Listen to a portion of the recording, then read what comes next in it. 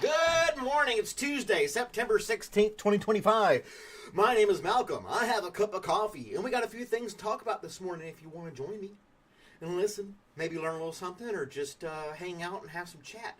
There's my boy Random from Australia. Good eye, mate. That's the best Australian accent impersonation I could do. Good eye, mate. Is that a witch's hat? I don't know. I learned that from Aussie Man. Witch's hat. The orange cones. So yeah, best mug ever. I gotta get you one of these, man. Because, well, yeah, now tariffs, it probably cost $300 to send you a mug like this, but what are you gonna do? Today is National Guacamole Day. So I know some people don't like avocados. They're missing out. It's great, you know. You gotta broaden your horizons and try new foods. You know, that's what they say when you get older. You can't just eat Pop-Tarts and pizza all the time. You know what I'm saying? So I like guacamole. A good fresh guacamole with some tortilla chips. That's great. You can you can spread it on toast. You can put it in a sandwich. It's just really good stuff. Really good stuff. Tariffs, yeah, good old tariffs. Guac. Well, it's called guac here with a G. But you may call it quack down there. I don't know. It could have been a typo as well. But either way. I was going to tell you something else. I don't like to get into the news too much, so we'll skip it. Tariffs. Anyway. Guaco nachos. Exactly. Delicious stuff. So delicious. If you make it fresh, and it's not hard to make. The hardest part is getting the perfectly ripe avocado. If it's a little soft, a little smushy, that's great. It's so good. Hey, Joseph, today's National Guacamole Day. We're talking about the glorious guacamole and how many different ways you can use it. That's just one of the things we're talking about.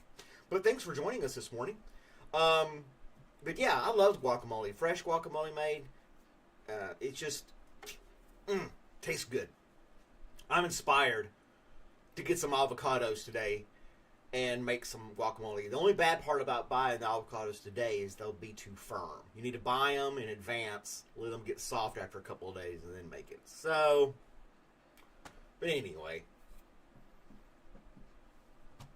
that have it squished in the store where they go there, they're listening and squeezing and sniffing all your stuff.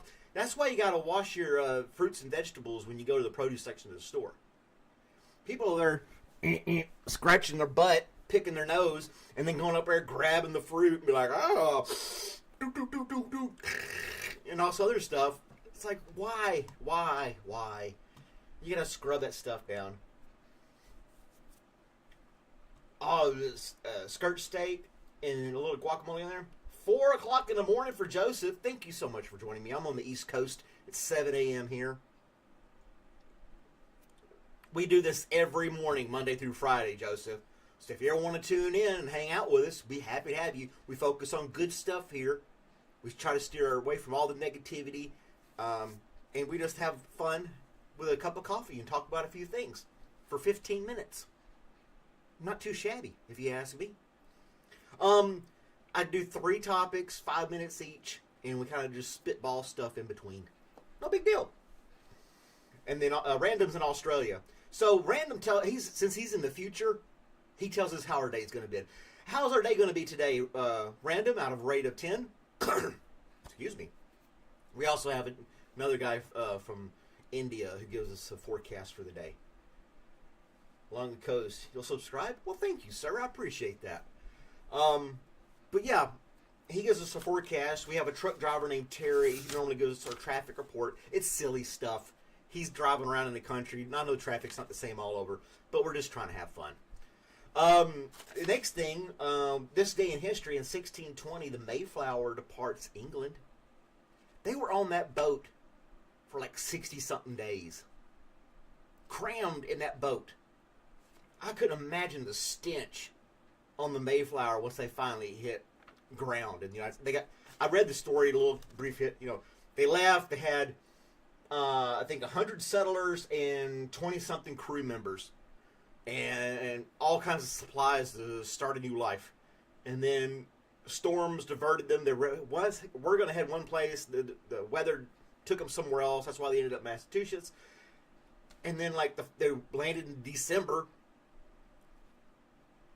Freezing winter. Half of them die, freeze to death. They couldn't even make it through the first winter. It was horrid. I couldn't imagine. Hey, world. But they made the trek. They got to the new world. Hey! So if April showers bring Mayflowers, what do Mayflowers bring? Pilgrims. An 8 out of 10 day today. Well, that's good. That's good.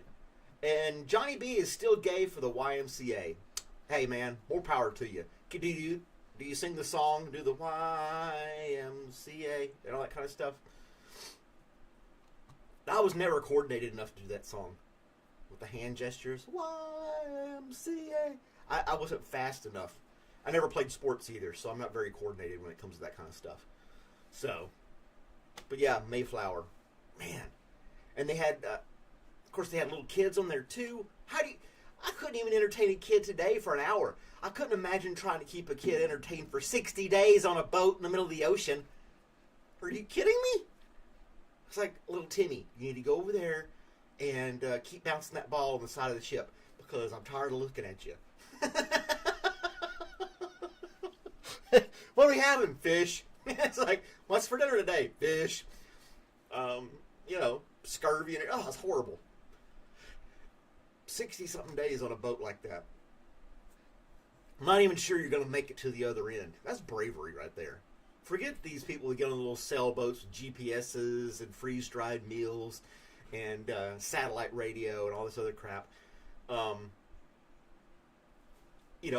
they sail around the world. Woo! You got all this modern technology. There's no challenge.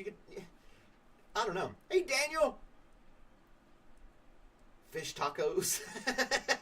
Everything fish. I don't know if you'd be able to catch an octopus in the middle of the ocean with the Mayflower.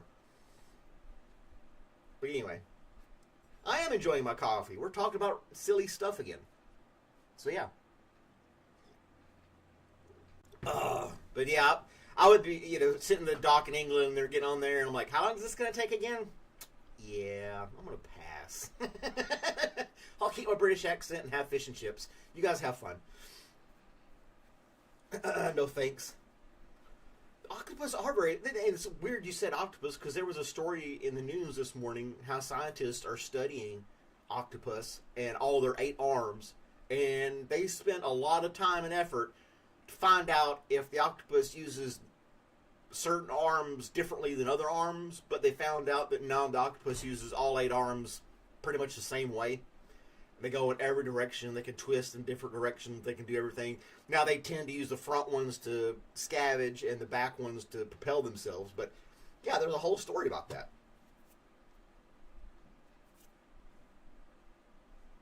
Where's that bum, Wesley?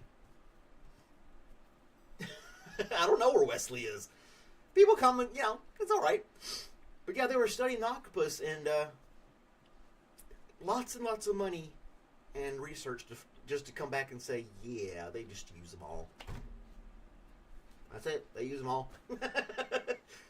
Now, the number 3 arm, this one favored the number 3 arm more than the others. I mean, it's like if you're left-handed or right-handed, they use them all. And it's kind of wild how they, it's, not that they don't attack people, but I still wouldn't want to, like, have one of them wrap their arms around my arm or my leg. That would freak me out. Oh, there's Wesley. Hard to wakey. Somebody was talking about you, Wesley. Woke you up, my man. Good morning to you, sir, from Texas. Johnny's up in the Chicago area. And there's Liz down in Florida. We got people all over the place. Hey, new guys, what state are you guys in? Joseph, if you're still watching, you said you're in California. You said that already. And then we had another gentleman, or person, World. I don't know where they're from. I saw your little workout video, Liz. Keep pumping it. Keep going, girl. Keep doing those exercises. Lifting those legs. She was getting it. More power to you. And if Addie's watching, hi Addie, it's Grandpa Malcolm. I don't know. Oh, Mel, how was your trip, Mel? Mel had a journey from Arkansas to Texas. She was moving and she was on a road trip. I failed to tune into your stuff because I was busy at work yesterday, Mel. But by you chatting here, I see that you made it safely, or I assume you did, and that's good. Where's the map? I got rid of it. Yeah. I mean, I still have it. It's on the floor back there, but it was kind of like, it had a glare. You really couldn't see it, and I don't know. It was just a thing I tried. But, yeah. Call you Meltex. Hi, Addie. Addie's Liz's daughter, who's like 4, I think. 3 or 4. I think 4. Oklahoma tried to kill you by food. Oh, man, that's horrible. One more little story real quick that I looked up this morning on the Good News Network. 6 million pounds of compost given to New York City gardeners in 2025. An ongoing organic waste collection effort. I didn't read the article. You can go to the Good News Network website. It's a cool site if you'd like to just read stuff about good things for a change. For those of you new people tuning in. But they take all the leaves and debris and branches. I don't think people may donate. I don't know what the compost consists of. But 6 million pounds, not too shabby for the gardeners in New York City. So, yeah, that's pretty impressive, I would say. Like I said, I didn't read the whole article, so I don't have all the details on it. But that's still quite impressive, I think. But you know, how far does 6 million pounds of compost stretch in a city like New York? Now, I can't imagine, you may have some flower pots hanging off your window or something like that. Who actually has garden spaces in New York City? I mean, when I think of New York City, I think people piled on top of each other and living right next to each other in close quarters, and they only have one park, Central Park. So that's in I've never been there. My naive notions of New York City, I don't know. I don't know. But it's still a lot. And then most people don't have cars. They take the subway or a cab or Uber or something like that. So now I'm diving in. How did they get the compost to their houses if they didn't even have pickup trucks? It's not like they're down here in the South where everybody has a pickup truck. You know what I'm saying? They're probably driving Priuses and Teslas. And how are you going to distribute 6 million pounds of compost when, one, you may not even have a car, or two, actually have a patch of grass that you can turn into a garden? I don't know. Now I'm very skeptical now. But it said here, given to New York City gardeners, multiple. Like there's, hey gardeners, come one, come all, get you some compost. You know, are they all just hanging out at Central Park or just one big garden? Maybe a community garden. Well, could be. I don't live in New York. I've never been there. So I can't say. I could do Google Maps and just kind of do the street view and tour New York City. I think that would be a lot cheaper than buying a ticket in a hotel room. Well, that's my 15 minutes of fame, guys. Thanks for tuning in. New subscribers, welcome to the channel. We do this every morning, like I said, 15-minute run. And I hope you all have a wonderful day. Thanks for watching. Bye, Addie. Bye, Johnny, Wesley, Daniel, Random, Mel, all you guys for tuning in, and Liz. Have a great day. I'll see you guys tomorrow, if not sooner.